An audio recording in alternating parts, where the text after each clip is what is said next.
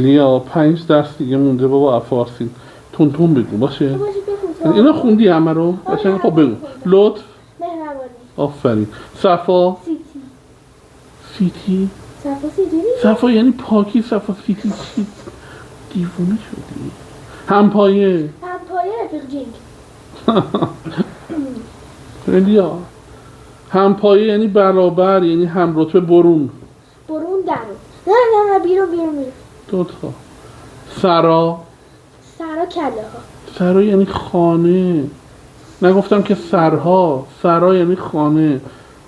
سهل وقتی آلو زیاد میخوری. اون این سهل یعنی آسان. مایه مکانی داریم. چقدر وول میخواد بابا. چی میگی؟ مایه یعنی موجب. تو اصلا نخوندی اینا رو. خوشنودی. رضا. بابای هلیا. رضا یعنی رضایت. اختیار. تو فرار رفوزه ای. آزادی عمل چیزی که من ندارم. نداری؟ من نمیخوام. نداری؟ اصلا خب نخوندی. فکر درس خوندی؟ یه ساعت نشستم مثلا همین 2 کلمه. یه ساعت پایین بودی. آره. هیچی بلد نیستی.